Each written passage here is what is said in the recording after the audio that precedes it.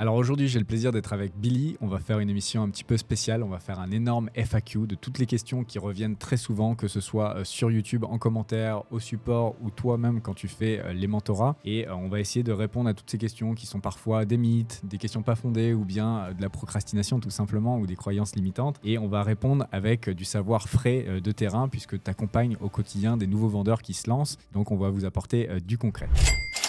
Du coup, on va rentrer tout de suite dans le vif du sujet avec la première question qui est vraiment quelque chose qui tracasse tous les nouveaux aspirants vendeurs, c'est de savoir est-ce qu'il est encore possible de gagner de l'argent sur Amazon actuellement? Est-ce que c'est pas trop saturé? Est-ce que l'opportunité n'est pas déjà passée? Moi, je donne tout le temps la même réponse, c'est non. Autrement, je vendrais plus sur Amazon déjà. J'ai un très bon exemple, c'est le deuxième produit que j'ai lancé. C'est un produit qui a été développé grâce à Apple. Donc, c'était lorsque le AirTag est sorti, j'ai vendu un collier pour chien avec AirTag dessus. Donc avant, les colliers pour chiens existaient certes, mais pas avec AirTag. Donc j'ai saisi l'opportunité. Clairement, c'était une nouvelle niche. Et autour de ça, il y a plein d'autres produits qui se sont créés. Donc en effet, ça a créé une tendance autour d'un nouveau produit. Donc clairement, comme tu l'avais déjà dit, dès qu'il y a un produit Apple qui sort, il y a toujours tout un écosystème de niches qui se crée autour. Et au-delà, après d'Apple, il y a également tous les sports, tout ce qui est design en intérieur. Là, tu avais fait dans une vidéo, tu avais parlé d'un style. Alors oui, il y a le style Japandi dont j'avais parlé dans une précédente vidéo. Donc le mélange du style nordique et du style japonais en déco. Donc clairement, on parle d'un nouveau style de déco. C'est des millions de produits qui vont se créer. Tout, une table basse, une lampe, un canapé, tout peut devenir Japandi. Donc ça crée plein de niches, en fait, Exactement. plein de nouvelles opportunités qui n'existaient pas. Et peut-être encore 1 ou 2 ans, je sais pas. Il y a genre 1 an ou 2, c'est ça. Et après, on a les nouvelles tendances qui reviennent. Donc, je sais pas, les tendances des années 80 qui reviennent, forcément, ça va pas être exactement les mêmes produits. C'est toujours un peu remasterisé. Donc, encore une fois, plein de produits qui se créent. Tu l'as dit dans le sport, moi, j'en ai lancé 2.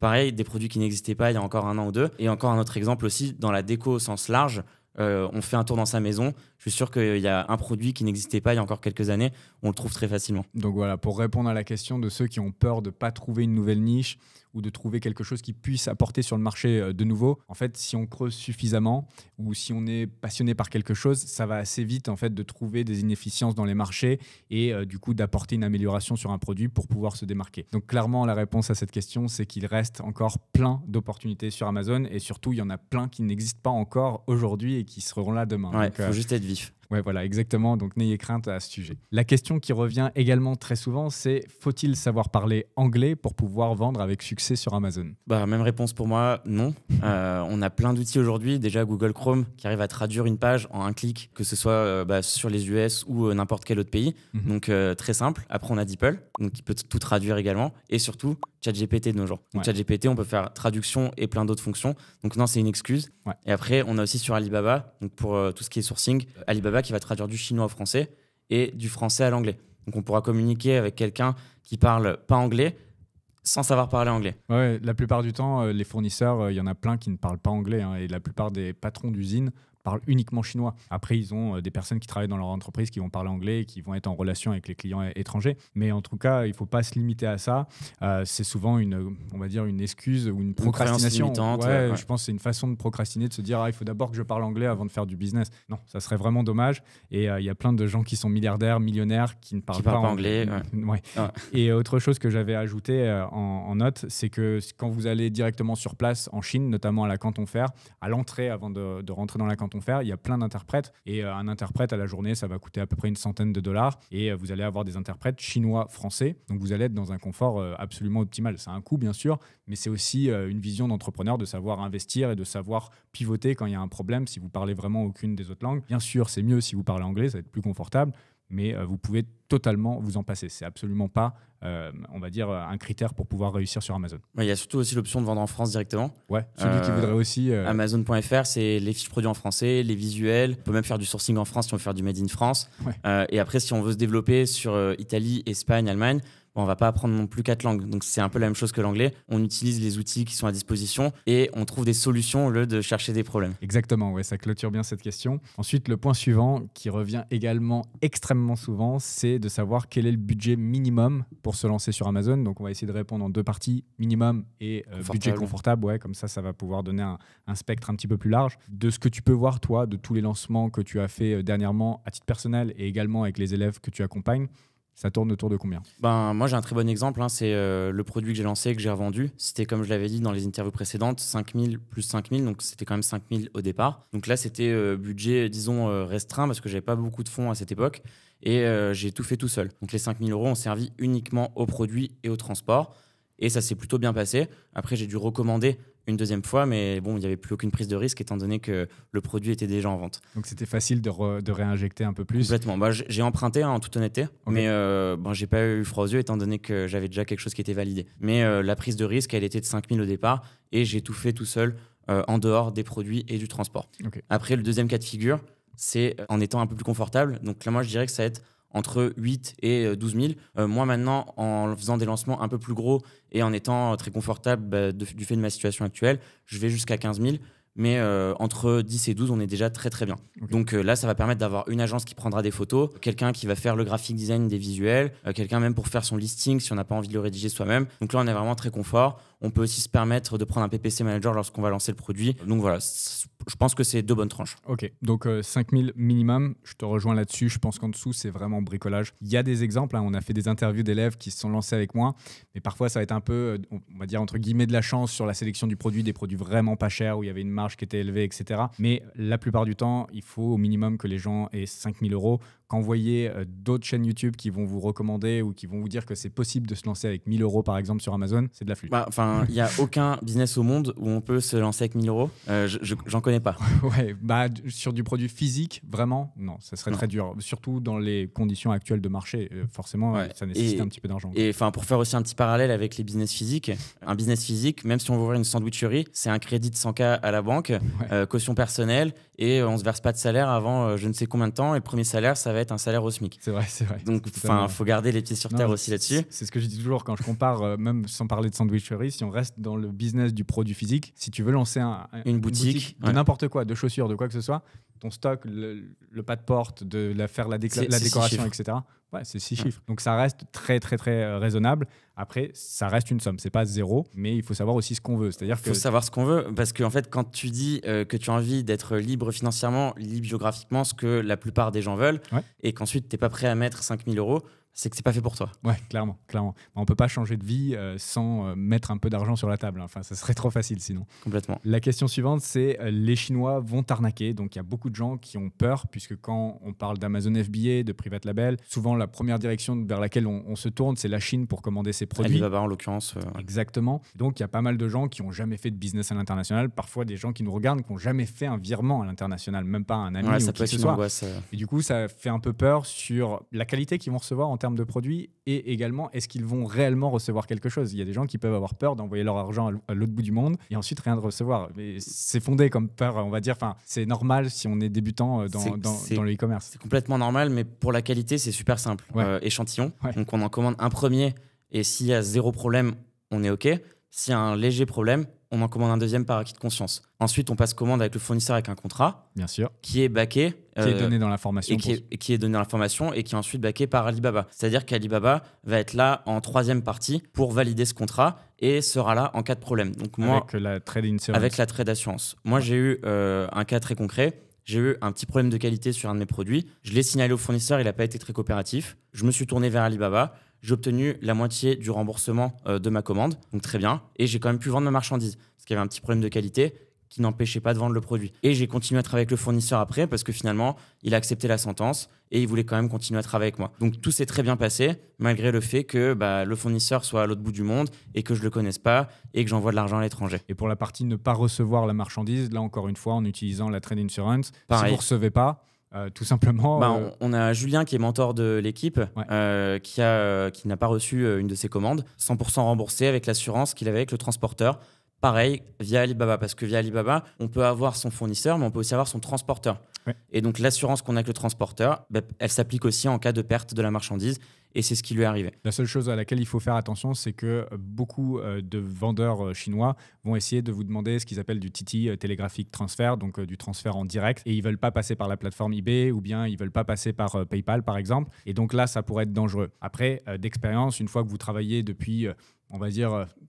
5-6 commandes, que vous commencez à avoir un historique avec le fournisseur, c'est pas un problème ensuite de faire des transferts en direct. C'est ce que je fais personnellement, puisqu'il y a des fournisseurs avec lesquels je travaille depuis presque 7 ans. Donc, il y a une relation de confiance. J'ai visité plusieurs fois. Ça permet de gagner des points de marge, j'imagine. Exactement. Ouais. Mais bon, tout le monde est content. Faut pas le faire dès le premier. Voilà, ce qu'il faut retenir, c'est surtout pas faire ça sur votre première commande quand vous êtes novice là-dedans. Ça pourrait être dangereux. On fait échantillon, on passe par Alibaba, on prend l'assurance avec le fournisseur, avec le transporteur pour Exactement. Et dans ces cas-là, il n'y aura pas d'arnaque des Chinois. Pas de souci de ce côté-là. La question suivante, c'est combien peut-on gagner sur Amazon? Parce que ça, c'est une question aussi qui revient souvent. Les gens se disent, bon, il faut que je mette 5 000 au minimum sur la table. Qu'est-ce que je peux espérer en contrepartie?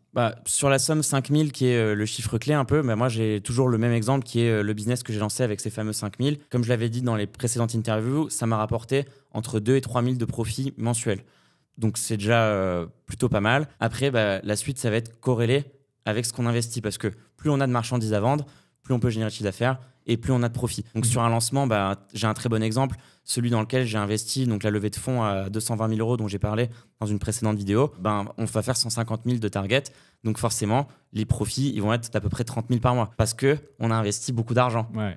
Par contre, sur un petit lancement, il y aura moins de profit. C'est aussi simple que ça. C'est proportionnel, c'est mathématique. Plus vous allez investir et bien faire les choses, bien sûr, et plus vous allez avoir de retour sur votre investissement. Également, ce qui est intéressant de noter, c'est que Amazon FBA, quand on fait du private label, c'est-à-dire qu'on crée sa propre marque, on crée aussi un actif. Et donc, on ne gagne pas uniquement de l'argent mensuellement, on gagne également de l'argent si on revend son business, chose que tu as faite. Ouais, je l'ai revendu 88 000 euros, donc en ayant mis les 5 000 euros plus 5 000 de la deuxième commande. Donc 10 000 euros. On va dire, d'investissement, un an plus tard, 88 000 euros. En comptant que j'ai pris du profit tous les mois en cours de route. Voilà, je pense que ça répondra à la question. Ensuite, la suivante, c'est en combien de temps peut-on commencer à gagner de l'argent? Puisque forcément, les gens qui regardent des vidéos comme les nôtres, ils sont intéressés par le fait de se lancer dans un business.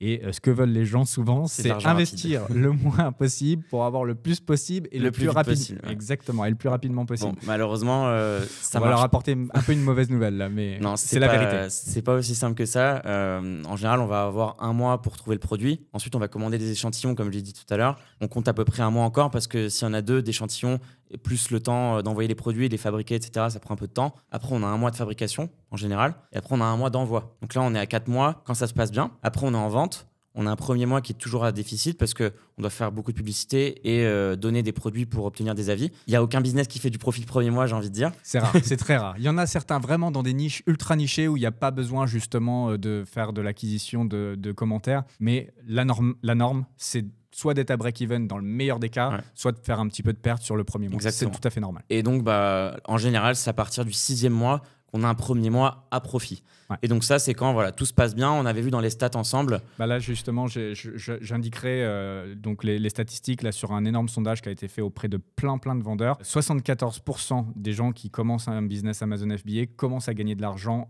en moins de 6 mois. C'est à peu près 6 mois. C'est là où c'est vraiment le point clé, on va dire. Ouais, et on avait fait un parallèle sur les business physiques tout à l'heure. Je pense qu'on peut le faire là aussi. Un business physique avec peu de budget, c'est très rare que ça rapporte de l'argent au bout de 6 mois. La plupart du temps, ne se verse pas de salaire. Toute la première année, ouais. Donc, encore une fois, ça reste assez sympa. C'est supérieur. Et sans avoir besoin d'embaucher qui que ce soit et en travaillant d'où on veut.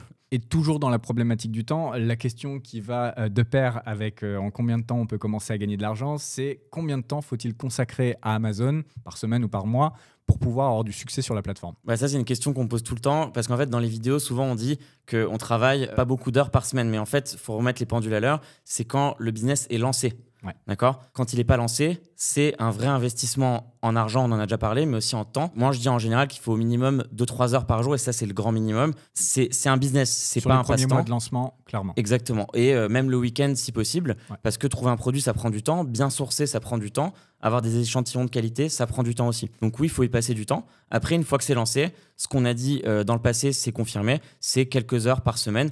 Une fois que c'est lancé. Une fois que c'est lancé, là, sur le même sondage dont on parlait tout à l'heure, les vendeurs mettraient entre 4 et 20 heures par semaine sur leur business. Une fois que c'est lancé. Complètement. Et une question annexe qui vient également avec le nombre d'heures qu'on doit consacrer au business, c'est aussi de savoir est-ce qu'on peut conserver son emploi en même temps qu'on se lance sur Amazon, puisqu'il y a beaucoup de gens qui nous regardent, qui sont actuellement employés et qui voudraient faire une conversion en devenant entrepreneur. Qu'est-ce que tu en penses et qu'est-ce que tu as vu auprès des élèves que tu as mentorés? En fait, moi, c'est pas est-ce qu'on peut, mais c'est qu'on doit garder son emploi. Et oui, c'est complètement possible. Parce que même si on bosse 40 heures par semaine ou même plus si on est cadre, on a toujours 2-3 heures par jour à consacrer à autre chose. C'est une question de priorité en fait. Exactement. Et en plus, tout le monde parle de changement de vie. Quand on veut faire un changement de vie, ça demande des concessions. Donc, garder son emploi, consacrer plus de temps au business, moins en divertissement, moins sortir et chercher des produits et investir de l'argent, pas dans les loisirs, mais plus dans le business. Clairement, c'est un choix de vie. Et il y a aussi quelque chose que j'ai oublié de mentionner, c'est qu'avec l'évolution des tools, des outils comme l'intelligence artificielle, etc., le nombre d'heures qu'on doit consacrer à son business est en réduction en fait, d'année en année. Ça, c'est aussi quelque chose qui a été soulevé par ce sondage et je pense que c'est intéressant de le noter. Mais dans tous les cas, ça ne sera pas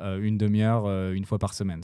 Il faudra y consacrer du temps. Ouais. Ensuite, la question suivante, qui est une question à $1 million, qui n'a pas vraiment de réponse, c'est quel est le taux de réussite des gens qui se lancent sur Amazon? Et la question un peu sous-adjacente, on va dire, c'est quel est le taux de succès des gens qui suivent nos accompagnements ou la formation. La réalité, c'est que c'est extrêmement difficile à quantifier. Ceux qui vous disent un taux sur leur page de vente vous mentent, parce que c'est pas possible. Enfin, il faudrait se connecter à tous les sellers centrales de toutes les personnes qui ont suivi la formation. Surtout aussi ceux qui réussissent pas, qui parlent beaucoup, ceux qui réussissent, qui parlent pas beaucoup. Qui parlent pas beaucoup, ceux qui vont pas forcément partager leurs résultats, etc. Donc c'est très très très difficile d'avoir vraiment une information. Mais en tout cas, sur ceux qui se lancent, qui font bien les choses, tu le vois avec tous ceux que tu accompagnes, parce que toi, tu as une meilleure vision que moi avec la formation, puisque tu les suis. Et là, tu vois que ceux qui se lancent réellement, qui font bien les choses, le taux de succès...